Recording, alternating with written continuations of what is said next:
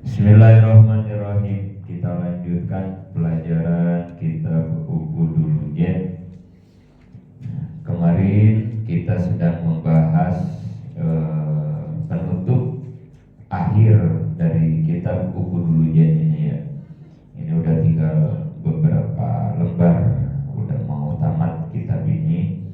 Dan di penutupan kitab ini musonif pengarang kitab menjelaskan, menerangkan beberapa hal, terutama mengingatkan kembali selalu kepada kita, wabil khusus para istri, anak-anak gadis, anak-anak kita yang sudah dewasa, yang perempuan, agar sangat bisa menjaga dirinya dari penglihatan lelaki yang bukan muhrim, menjaga diri dari dandan yang berlebihan, kemudian untuk menjaga diri supaya merawat rasa malunya, karena kemarin dijelaskan oleh musonif bahwa nanti di akhir zaman perempuan itu bakal sedikit rasa malu, kemudian sudah bebas keluar dari rumah dan lain-lainnya. Nah, ini kita lanjutkan kembali, masih dalam bahasan tersebut di akhir kitab Ubudulujen ini. Bismillahirrahmanirrahim. Wahukia, dan dihikayatkan. Kemarin juga ada hikayat kemarin itu ya, tentang perempuan yang jualan keju itu kemarin itu ya. Nah, sekarang juga ini ada hikayat. Anna min asrofi ahlil hindi, ada sebagian dari gegeden ahli Hindi, nama daerah ya, nama daerah atau nama suku Hindi. Jadi ada gegedennya lah, ada tokoh, ada orang terkemukanya. Istaro gulaman, beli gulam, gulam itu budak ya. Jadi kalau dulu mah kan di zaman Arab jahiliyah, saking susah-susahnya ekonomi, orang bingung mau nyari makan, nyari pekerjaan, akhirnya ada istilah kebiasaan menjual budak gitu ya, gulam, menjual. Kalau sekarang mah pembantu sekarang mah ya, tapi kalau pembantu mah kan nggak dijual ya. Nah, kalau dulu mah benar-benar dijual, dibeli gitu. Kayak sekarang ke TKW gitu, dijual dikirim. TKW juga sekarang kerja sekarang mah ya. Kalau dulu mah dibeli aja gitu, kayak kita beli motor, kayak kita beli kuda gitu. Jadi kuda nih kita beli, nanti udah dibeli bisa ditaekin, bisa dipakai disuruh kerja. Kalau sapi, nah ini juga sama nih, kita beli orang, namanya budak, gulam. Di pasar ada itu teh. Kalau di Arab-Arab mah ada pasar yang khusus menjual budak gitu. Jadi nanti kita pilih yang badannya kekar, yang gede gitu. Nanti buat kerja di rumah kita, jadi ngebantuin, jadi pembantu. Jadi itu menjadi hak milik gitu ya. Gak digaji dia mah enggak gitu. Jadi kita empanin aja udah, karena kayak kerbau, kayak binatang jadinya ya, karena jadi hak milik gitu, nggak digaji, enggak. Namanya gulam di zaman dulu gitu ya. Saking sulitnya nyari kerjaan dan masih langka dah dulu mah ya. Jadi daripada di luar nggak bisa hidup, nggak bisa makan, biarin kan jadi budak ya jadi budak, yang penting diempanin gitu ya sama majikan. Nah, ini juga sama nih, seorang tokoh gegeden Hindi beli seorang gulam. Jadi kalau laki-laki namanya abid, gulam. Kalau perempuan namanya amat. Nah, itu istilahnya ya. Itu sama-sama budak juga ya, budak belian, budak cahaya, budak belian. Ada seorang tokoh Hindi beli budak. Parobahu, ini belinya masih kecil nih, umuran 7 tahun, 10 tahun udah dijual ini berarti ya, 10 tahun. Kan belum bisa kerja, namanya juga masih bocah. Parobahu, ya diurus dulu ya, diurus, dirawatin bertahun-tahun. Watibnahu, falamma kabaro istada bihi hawa maulatihi, diurus, dirawatin tuh dari kecil, itu bocah, itu gulam, itu budak gitu ya, diurus terus gitu ya. Nah semakin gede si istrinya itu si gegeden tadi itu yang orang Hindi suka sama itu pembantu gitu ya, tambah gede kali ya. Nah ini bocah ganteng juga kali gitu ya, jadi tambah gede istrinya malah jadi suka. Watibnahu palama kabaro istada bi hawa maulatihi, paro wadaha ngajak itu budak kepada si istrinya si majikan tadi, an-nafsiha fa'ajabathu, sehingga sampai kejadian selingkuh. Berarti ya selingkuh sama pembantu ini ya, sama budak ini. Jadi diajakin tuh sama istrinya si majikan tadi gitu ya, diajak ke kamar apa kalilah gitu ya.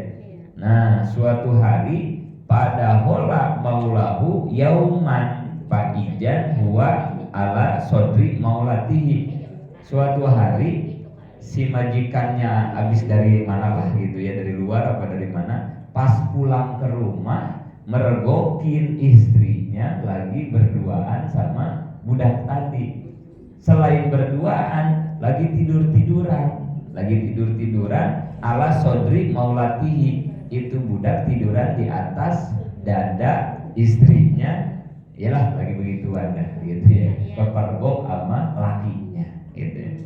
Pak Amada ilaihi, marah si lakinya itu ya, si majikan. Pak Amada ilaihi, marah tuh si bujangnya itu ya, si budaknya marah. Nah, saking marahnya pajabba zakarohu. Nah ini udah gelap kali ini ya, si majikannya ini, si tuannya saking marahnya dipegang, ditarik, itu kemaluannya dipotong. Saking kesalnya ini ya, udah ya pokoknya dilukai lah gitu ya. Pak Amada pajabba zakarohu, itu kemaluannya si budak gitu ya. Saking ya kesalnya, lu berarti udah tidur sama bini gua kan gitu ya, lu gua urusin dari kecil, gua rawatin dari kecil, udah gede lu, nah gitu lah kira-kira ya. Tapi pas udah begitu mah dia ke sumanadi malah zalika, nyesal, dia nyesal kenapa saya pakai ngelukain kelaminnya gitu ya. Akhirnya udah begitu udah nyesal, pa'ala jahu ilaan baro'a, diobatin akhirnya, diobatin lagi sama dia gitu ya, diobatin lagi ya, namanya ya kayak kita sama anak kali ya, ngurusin pembantu gitu dari kecil, jadi mau kesel gimana kayak sama anak, diomelin dia sama kita, tetap aja diobatin gitu ya, sambil ngomel sambil ngobatin kita sama anak kayak kan gitu ya.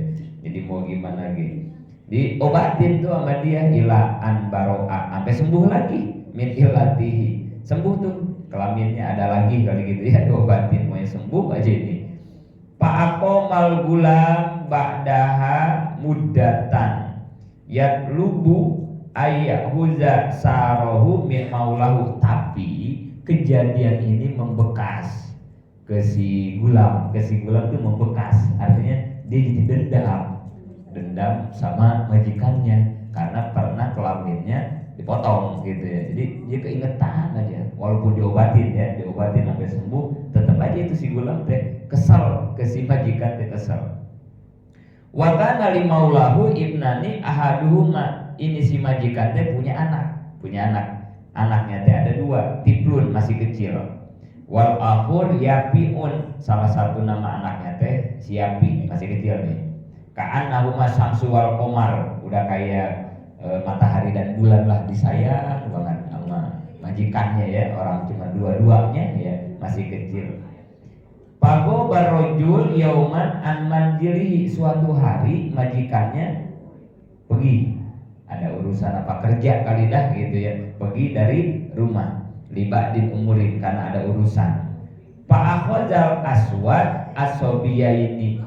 Nah, di situ si gulam tadi nih, si pembantu tadi itu yang kesal, akhirnya dia terlintas di hatinya pengen bales dendam. Gimana caranya? Fa'akhadzal aswad asobiyaini fasoida bihima ala zirwati sabhin, itu anaknya si majikan diambil, dibawa, dibujukin dan diajak naik ke loteng. Kalau kita tiga dah gitu ya, diajak tuh, diajakin main ke sono, bocah kecil kagak ngerti ya. Wa ja'ala yutihuma wa yal'abu ma'ahuma, diajak main aja ceritanya mah ya, diajak main, dibayain supaya naik ke loteng. Ila anda hola maulahu paropa rosahu, begitu bapaknya pulang, si majikannya pulang, tahu tuh bahwa anaknya lagi ada di atas loteng bersama si budak tadi. Paroa inaihi pisahikin magulang pokola wailaka, wah langsung marah lagi tuh si majikannya, celaka kamu, ngapain bawa anak-anak saya ke atas-atas, kalau jatuh gimana kan itu ya, bocah macam dasar kamu, wah mau dimaki-maki dan itu si Gulam. Arota ini, kamu mau ngebunuh anak saya katanya gitu ya. Kola si Gulam ngejawab si pembantunya, ajal, betul kata dia, emang saya mau bunuh anak kamu gitu katanya. Ajal, emang mau dibunuh, ini emang udah dendam kali ya si Gulam ya. Emang mau dibunuh sama saya katanya. La illaya juba zakaroka mislama jababtani li armiyana bihima. Kalau anak kamu pengen selamat, kata si Gulam nih, kamu harus memotong kemaluan kamu juga, sebagaimana dulu kamu memotong kemaluan saya. Ah gitu, diancam gitu ya, dendam dia kan ya, anaknya dibawa ke atas, kalau misalnya kamu nggak mau, ini anak kamu saya jatuhin dari atas kan itu ya, diancam. Pakola Allah ya waladi pi tarbiyati laka, si majikan mulai ngedon ya, mulai ngedon. Ingat Allah wahai anakku, kata si majikannya. Ingat kamu teh kan aku urus dari kecil, dirawatin gitu ya, kenapa yang jadi begini gitu ya. Yang ingat, yang sadar, eling Allah gitu, kata si majikannya. Apa kata si Gulam? Kola dah, enggak ya, udah marah dia, udah dendam, enggak ngaruh pokoknya mah. Haza anka fajala yukarriru alaihi, itu si majikan terus gitu ya, inilah ngebujuk gitu ya, ingat udah turun gitu, tapi kekeh aja nih si Gulam yang udah dendam ya, udah gelap, udah marah. Wahwa la yakbalu zalika, enggak terima dinasehatin. Walama aroda rojul as'uda ilaihi adlahuma al aswad min zalika sahih. Begitu si majikannya naik, ya pengen ngambil anaknya kali gitu ya, mau naik lah gitu ya. Akhirnya itu si anak yang duanya tuh yang kecil, ya kayak udah mau dijorogin dah gitu ya dari loteng. Ayo, kalau kamu berani naik, saya jatuhin nih anak kamu gitu ya, anak kamu. Akhirnya mah iya udah dinasehatin segala macam, wailaka isbir, yang sabar anakku, jangan begitu kamu, hatta ahruja mudiatan wa af'al. Udah gak bisa diomongin itu bocah si Gulam ya. Akhirnya mah dia nyerah si majikannya. Ya udah, kalau emang kamu mau dendam sama saya karena kamu pernah saya gituin, saya mah yang penting anak saya selamat, nggak apa-apa, saya potong dah nih jakar saya kan gitu ya. Akhirnya dia ngambil pisau, dipotong dah jakarnya sesuai keinginan si bocah tadi kan, itu si pembantu. Dan si pembantunya juga ngelihat ketika dipotong tuh, dia ngelihat gitu ya, ngelihat udah dipotong. Apa yang terjadi? Palam maro al aswad zalika roma asobiya, ini udah dipotong jakarnya, bocahnya dari loteng tetap dijatuhin. Akhirnya mati, pamata anaknya dua-duanya mati. Wakola, pas begitu si majikan nanya, kok kamu ingkar janji? Tadi kan bilangnya kalau udah saya potong kamu selamatin anak, tapi ini kenapa kamu malah jadi tetap anak saya dibunuh, dijatuhin? Apa kata si Gulam? Inna jabaka sa'ri wa qatla auladika jiadatun bihi. Kamu memotong kemaluanmu itu adalah bentuk balas dendam saya. Jadi kita sama-sama pernah merasakan sakitnya itu. Dan anakmu saya bunuh, ini adalah tambahan karena saya benci kepada kamu. Itu kata si Gulam. Wa iza kana kadzalik fayumna al abdu wasyaqau. Dari sini apa yang boleh kita ambil pelajaran? Maka itu kata musonif nih dari kejadian ini ya, maka itu siapapun kita harus mencegah pembantu membantu orang lain atau apapun masuk ke dalam rumah kita, gitu ya. Karena setan nggak pernah berhenti ya ngegoda kita ya. Setan nggak pernah ngegoda kita. Wah ini makan cuma pembantu doang, nggak apa-apa. Dan Rizka di kamar saya, misalnya gitu ya. Ini mah mau suami, mau istri, sama aja ya. Ini kita di Qur'annya juga kan kalimatnya wala taqrabuz zina, jangan mendekat-dekati zina. Jadi jinahnya aja udah ibadah, ini dekatnya aja udah nggak boleh. Artinya apapun yang menjadi kita berbuat zina, tolonglah gitu, diwaspadai gitu ya. Jangan polos-polos banget kitanya gitu ya. Laki saya mah soleh, ahli ibadah, laki saya mah ditinggalin sama bininya ya.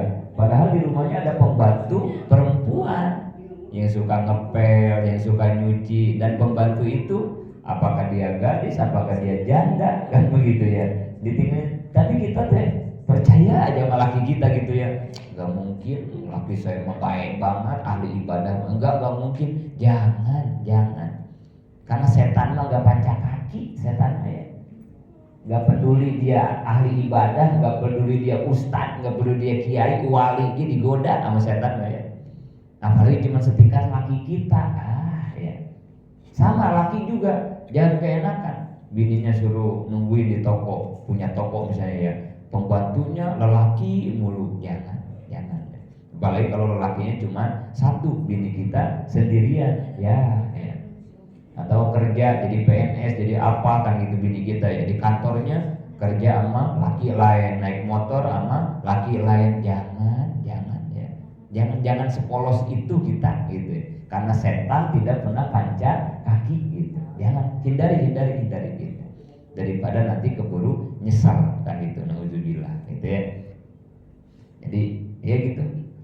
Kan ada ceritanya ya, si Barsiso itu ya, itu tuh seorang wali ya. Jangankan Barsisonya, santri-santrinya aja udah pada bisa ngapung. Saking hebat-hebatnya, sakti-saktinya ulama wali yang bernama Barsiso. Itu teh wali Barsiso teh. Jangankan Barsisonya, santrinya udah sakti-sakti. Tapi ketika Barsiso mau ke masjid, selalu udah ada orang di dalam masjid. Pokoknya mau ke masjid malam, siang, mau berjamaah, mau apa, di dalam masjid udah ada orang aja selalu. Barsiso sampai kaget, kamu ini siapa sih? Kok rajin banget ibadahnya? Gitu. Karena perasaan dia tuh udah wali kan gitu, udah sedaerah itu mau udah paling rajin ibadah. Barsiso teh orang kiai, wali kan. Tapi ini orang nggak pernah terkalahkan. Setiap ke masjid dia udah ada lagi itikaf, udah ada lagi baca Quran, udah ada lagi sholat. Ini kamu teh siapa sih gitu? Saya iri sama kamu. Hebat amat sih kamu ibadahnya, kata si Barsiso. Pertama dijawab, ditanya gak ngejawab, besok gak ngejawab terus. Nah lama-lama baru, kamu kayaknya penasaran banget, kata yang di masjid sama saya. Emang kamu pengen apa sih? Saya pengen bisa kayak kamu gitu, kata si Barsiso itu. Oh begitu. Ya udah, kalau emang pengen bisa kayak saya, kamu mau ngikutin arahan saya? Mau, katanya, mau. Yang penting saya mau bisa kayak kamu, rajin ibadah di masjid mulu, luar biasa dah gitu. Hanya diajarin tuh sama si yang di masjid itu begini. Kalau kamu pengen kayak saya, syaratnya cuma 3. Syaratnya cuma 3. Dan itu pun dipilih aja. Terserah mau apa. Apa yang 3? 1, kamu harus mau mabok, minum minuman keras pertama. Atau kalau kamu kagak mau itu, kamu jinah, katanya gitu ya. Jinah aja dah, jinah katanya. Atau kalau nggak mau jinah, kamu ngebunuh orang dah 1 mah, katanya gitu. Kata Barsiso, gila kali ini mah, masa syaratnya dosa gede semua kan gitu ya. Enggak gitu. Enggak mau, saya nggak benar ini nasihat katanya. Ya udah terserah, kalau nggak mau mah. Ya udah terserah kalau nggak mau. Akhirnya setan ya, ini hebatnya setan. Setan tuh nggak pernah ngelarang kita, nggak pernah setan. Setan mah selalu menyediakan, menawarkan sesuatu yang sangat logis. Nah ini kerjaan setan begini ya. Ini ingetin ya, ini hebatnya setan kalau nipu kita nih ya. Enggak, Setan mah nggak pernah ngelarang, nggak pernah usil, enggak, setan mah enggak. Hanya yang setan lakukan mah bagaimana kita tuh paham, ngerti, logis banget gitu. Iya gitu. Kayak kita mau tahajud ya malam-malam, kita kan mau tahajud nih malam-malam ya. Tahajud nih malam-malam. Kita tuh bangun jam 3 ya. Udah bangun jam 3 teh. Begitu mau tahajud, apa kata setan? Enggak disuruh jangan tahajud. Enggak, setan enggak begitu. Setan cuma ngebisikin dikit doang. Besok kamu teh mau kerja. Itu doang setan. Kerja itu kewajiban mencari nafkah untuk anak dan keluarga. Tahajud hukumnya apa? Itu kata setan. Sunat, tahajud mah sunat. Sedangkan mencari nafkah hukumnya wajib. Jangan sampai gara-gara tahajud besok kamu kerja jadi ngantuk. Tar aja tahajud mah, tar aja. Itu gitu doang setan. Enggak ngelarang tahajud dia mah enggak. Dia hanya membisikkan kepikiran kita, ya hal-hal yang logis kayak tadi dipikirin sama kita. Iya juga ya, ngapain gua ngejar-ngejar yang sunat nanti malah yang wajib malah ketinggalan.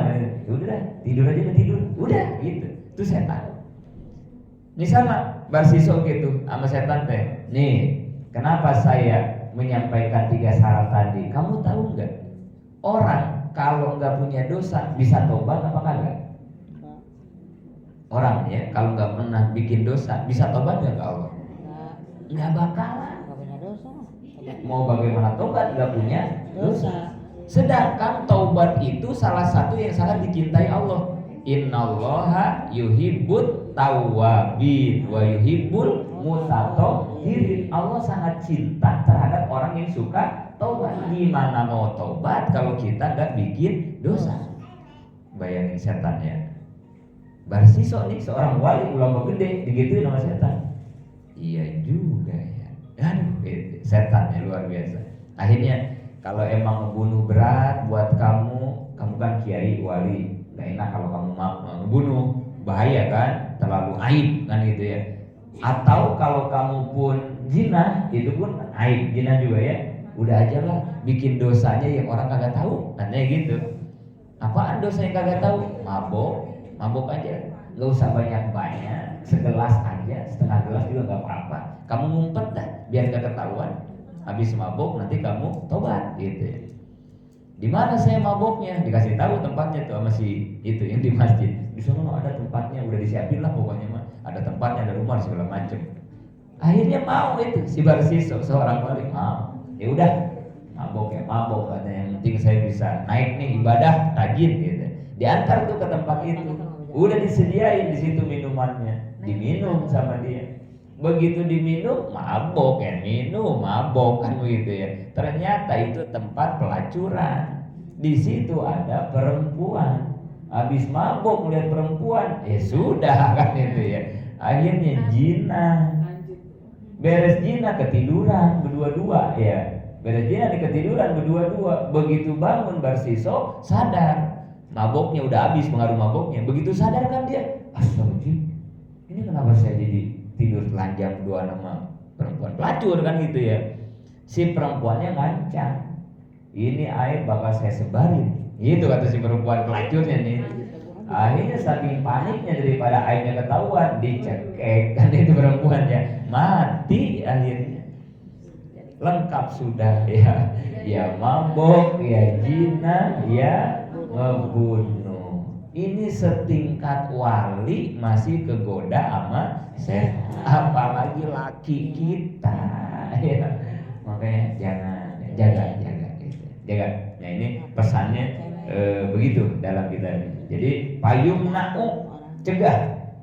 Jadi kalau emang ada yang mau pembantu nih, ada yang mau gosok apa mau apa di rumah kita, ya nantilah laki kita udah pergi kerja gitu ya. Atau juga anak kita juga nih, kalau yang ada bujang-bujang di rumah kita ya, jangan biarkan tuh ada anak bujang, kemudian ada pembantu cewek, jangan gitu ya. Jadi ya kecuali di rumah ada bapak, ada ibu, dia ngegosok di tempat yang umum gitu ya, di ruang tengah misalnya gitu ya, itu beda lagi gitu ya.